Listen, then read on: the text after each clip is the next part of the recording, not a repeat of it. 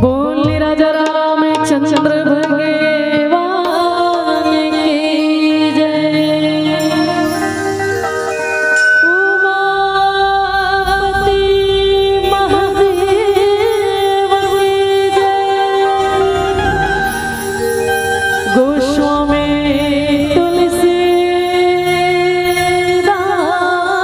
की जय।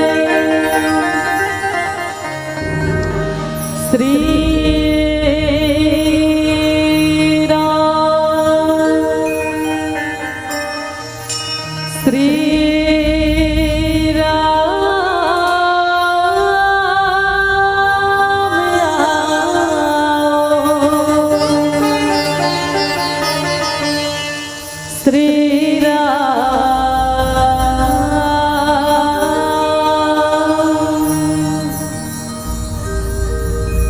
वक्रतुंडे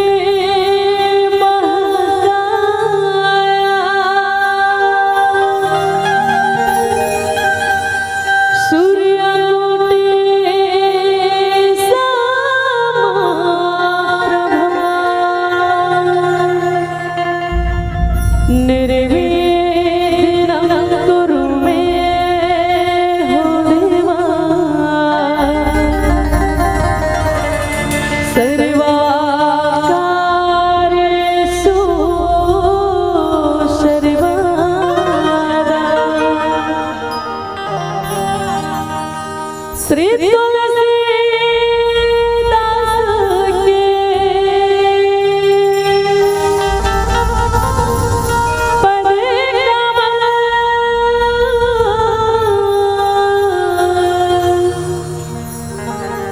बारंबार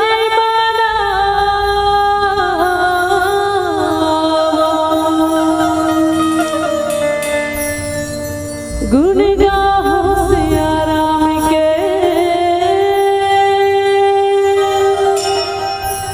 हनुमत होय सहाय। गुरुपद शीस नवाय के। धरो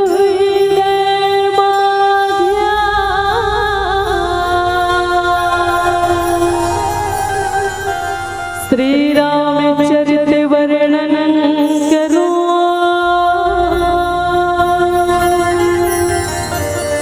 सत्य करो प्रदान। सत्य करो प्रदान। बोल राजा रामचंद्र भगवान की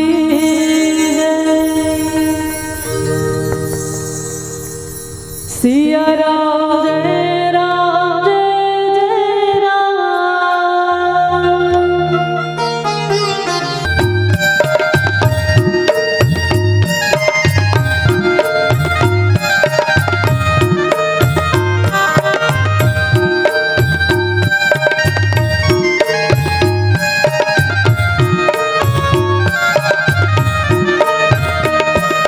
राम मेरे राम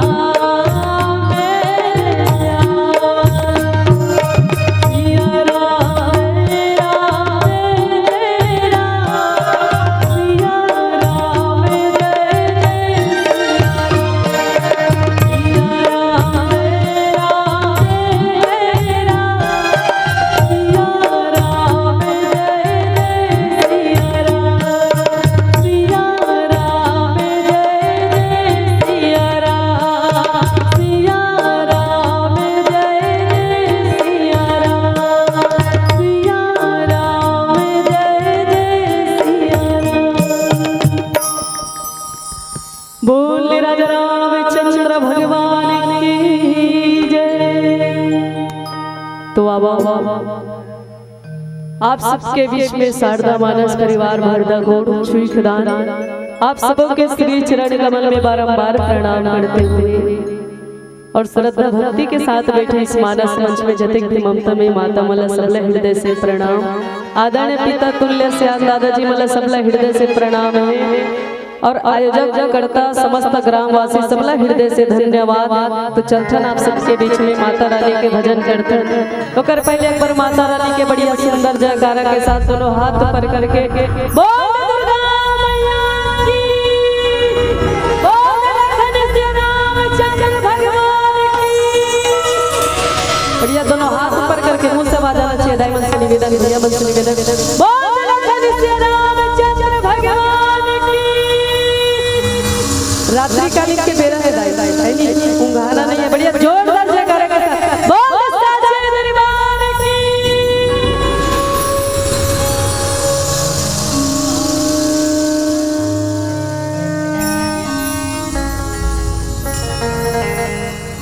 बोल दुर्गा मैया की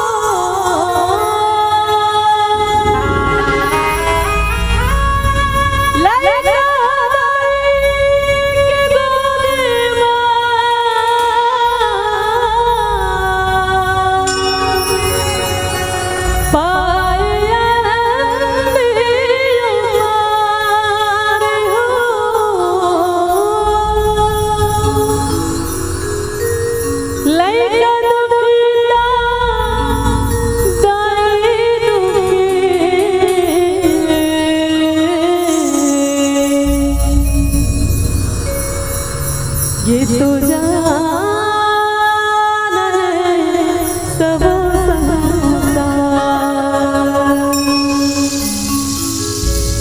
बेटा के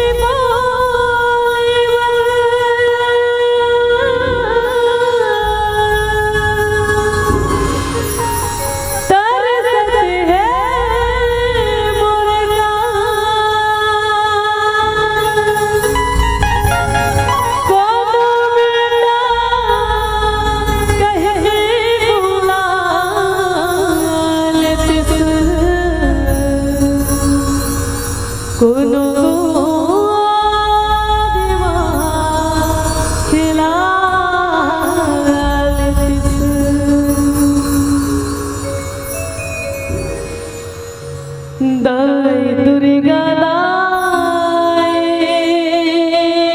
हो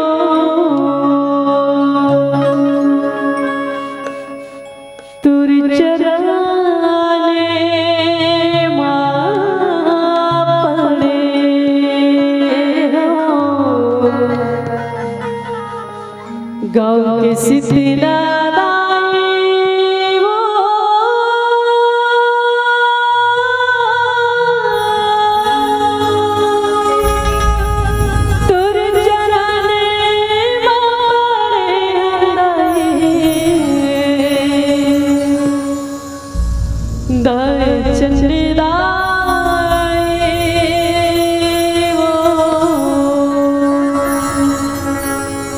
चरण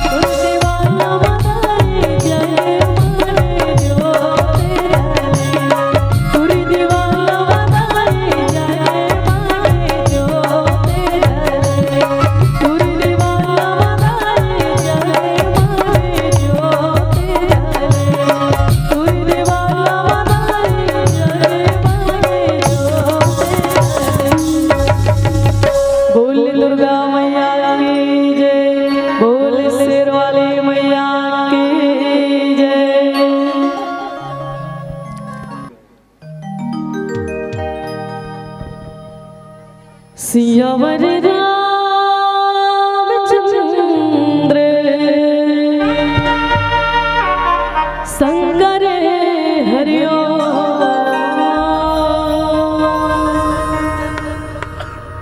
तोरिया रामा तन सुखागे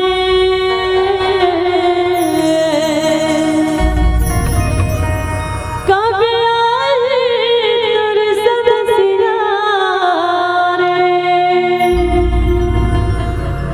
भगत के बादल छावत हवे अब आजा रघुरैया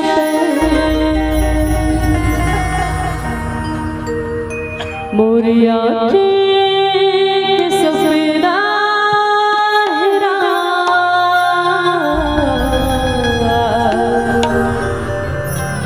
मोरे घर पाँव कभी मढ़ावे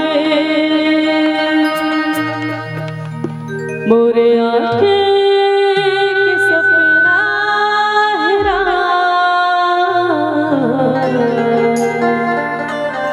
मोरे घर पाँव कभी मढ़ावे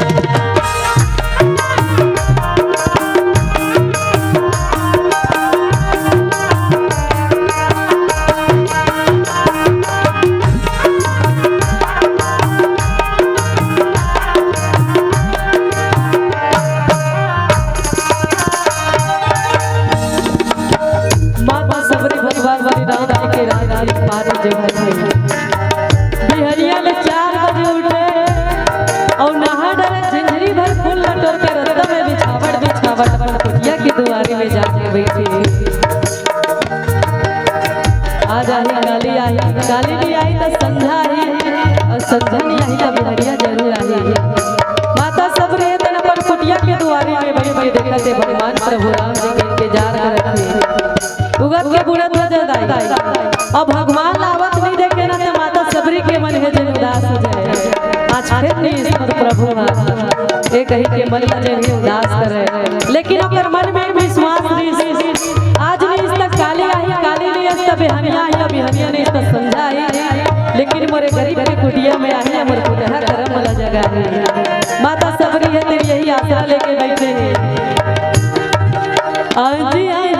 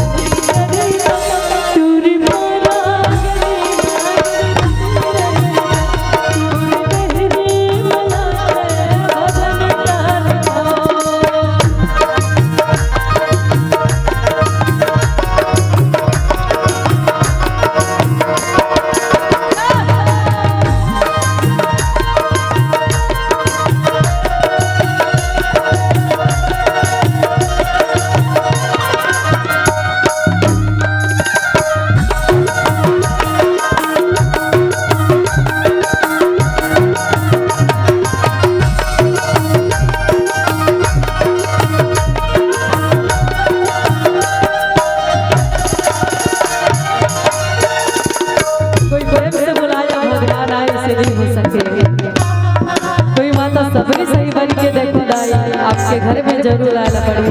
भगवान दशरथ से प्रेम करके देखो भगवान लाला घर में आला पड़ी। साथ कही तक कि भगवान हमारे घर नहीं आया और भगवान काका थे लोगन तो मुल बुला ले जी तुम्हें काका घर जाओ।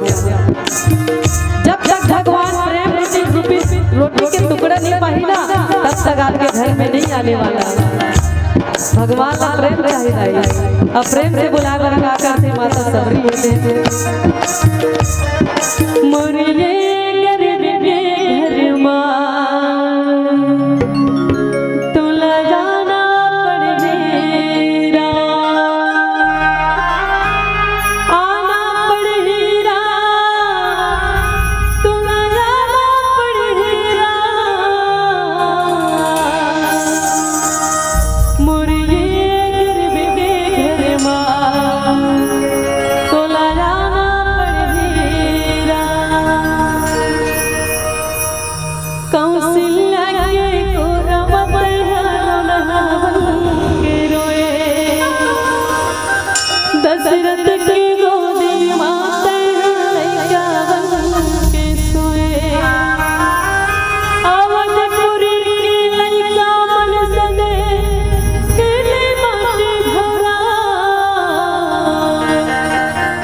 भरत शत्रुघ्न लखन बिना नहीं उठे हो तुरी गौरा। भरत शत्रुघ्न लखन बिना नहीं उठे हो तुरी गौरा। माता सबरी है तेरा अपन चौखट में अपन दुआरे के भगवान के पाठ जो हते दाई मोर भगवान का वाही मोर प्रभु का वाही मोर फुटहा करम लकब जगाही।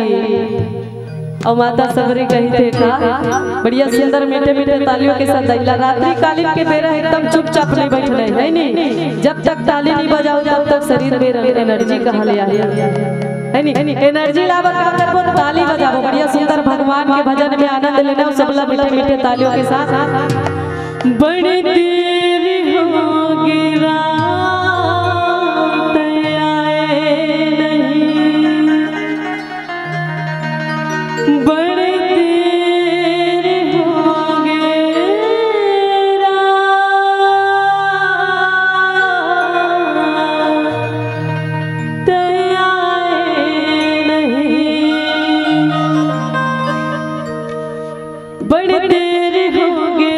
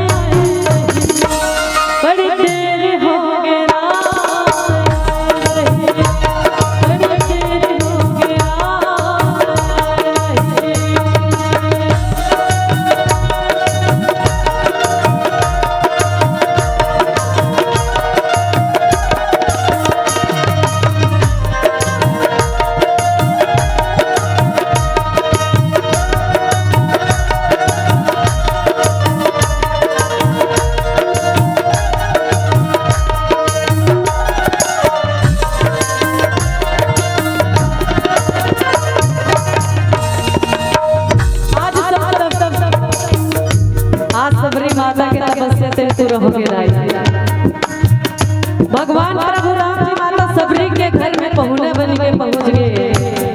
जब भगवान लावत देखिस ना माता सबरी की आंख से आंसू निकल गए, प्रेम के आंसू निकल गए। बहुत दिन से याद करत रही, बहुत दिन से देखत रही भगवान जी लगता वही गवाही। और जब देखिस ना माता सबरी भाव से विभाव हो गए, ओकर पांव में गिर गया, फट फट के रोए लागे, कभी हंसते कभी गावते कभी जोर से चिल्ला के रोते। आज भगवान ला पाके माता सबरी है तेरे वही पगली हो गए, अपन तन मन के सुध बुध लगवा गए। बहुत ढूंढा दसवत तेरा कहीं पता नहीं, और तेरा पता चला तो फिर मेरा कहीं पता नहीं। अपन तन के सुध बुध लगवा गई माता सबरी भगवान ला देखे, हाथ ला धरी जाए अपन कुटिया में ले गई, कुटिया में ले गई, आंख के आंसू से उसका चरण से धोवा के भगवान के।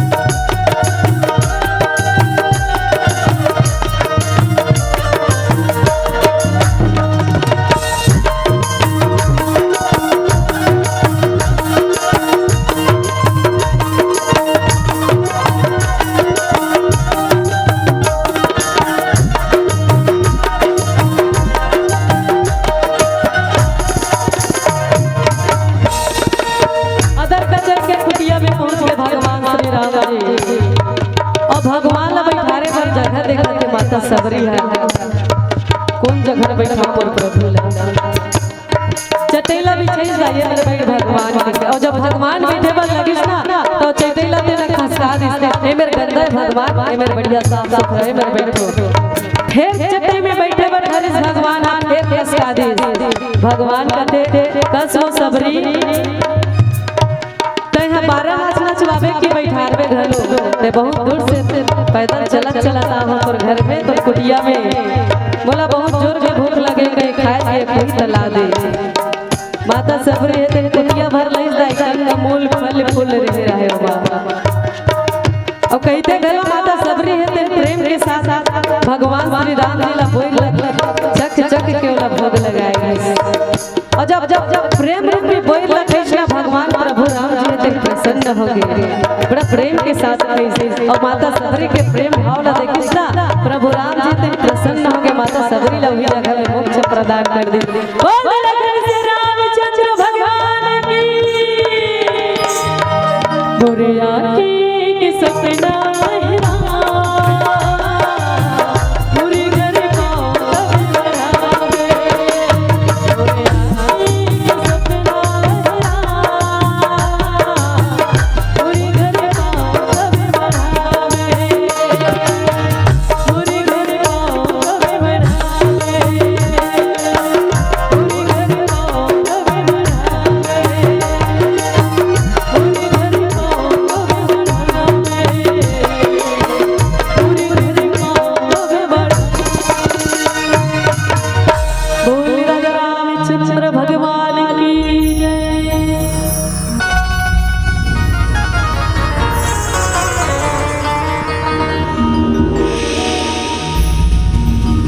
बोल राजा रामचंद्र की जय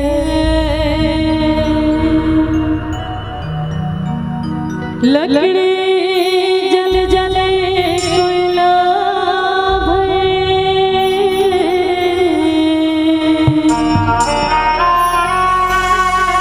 कोयला जले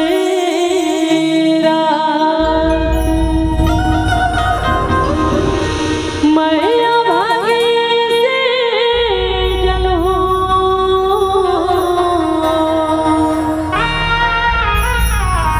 कि कोयला भयो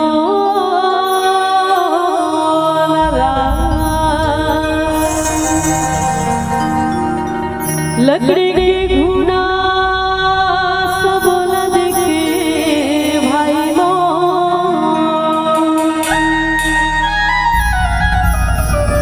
मन की धुना नहीं देखे जी मन की धुना नहीं देखे जी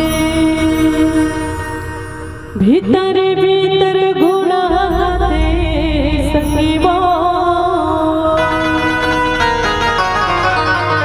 कोनो समझ नहीं पावे जी कोनो समझ नहीं पावेना निवेदन दोनों हाथ ऊपर करके सबसे अंदर बैठे बैठे तालियों के साथ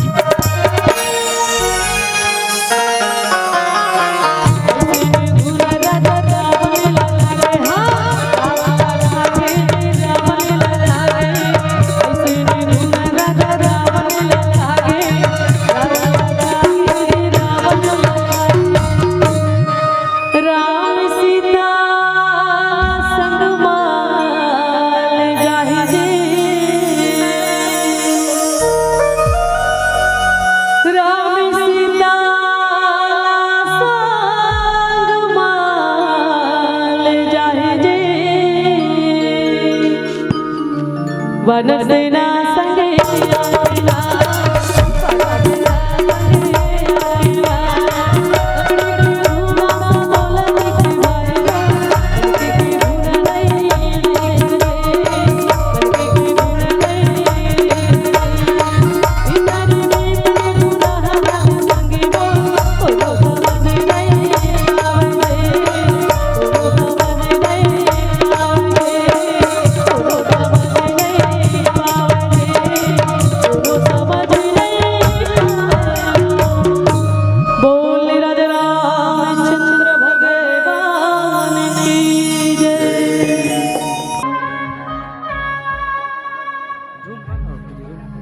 देखो एकदम चुपचाप जब बैठने दायरे से रात्रि कालीन के बेरे में बढ़िया सुंदर दोनों हाथ में उठा के और मीठे मीठे तालियों के साथ सबला भजन में आनंद लेना है। रामे गुनी गाए दिन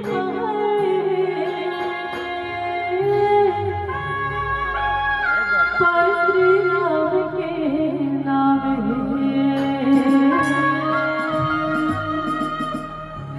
पाए श्री राम के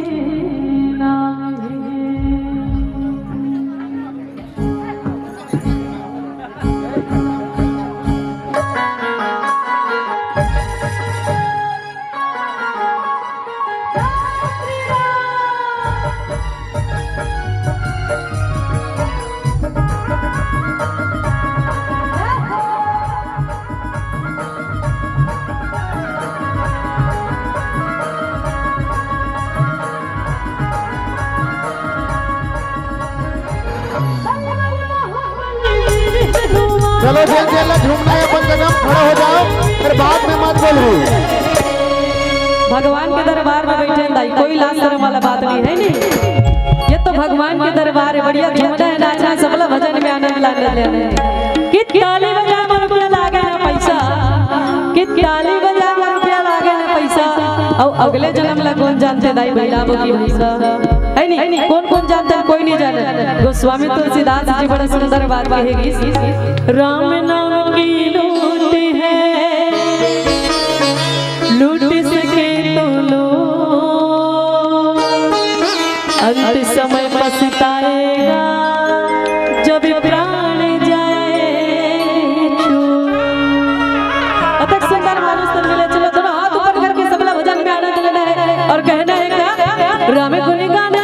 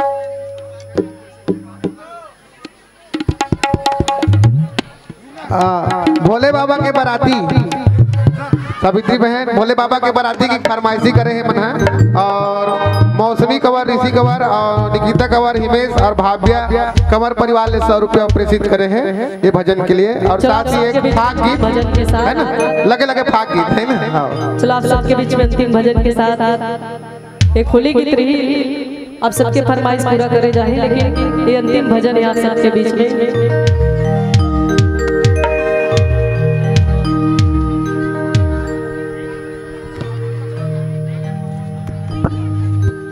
भोले बाबा के बारात जाबो, दुल्हा राजा के बारात, सब राजा के बारात,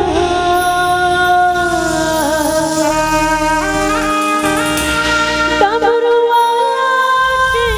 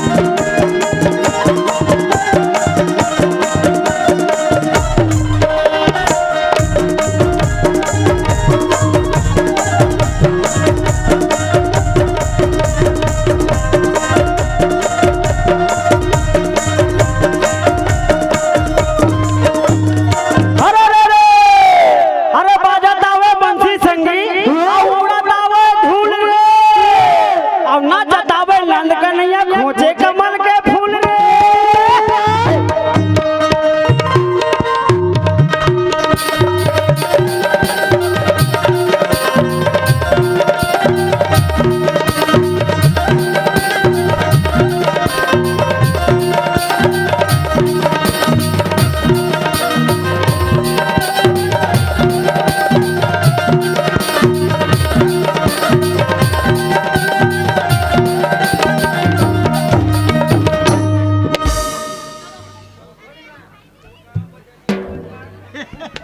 चलो अंतिम भजन आप सबके बीच में होली है।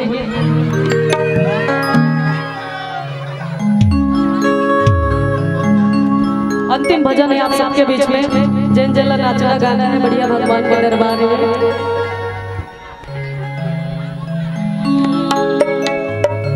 हो रंग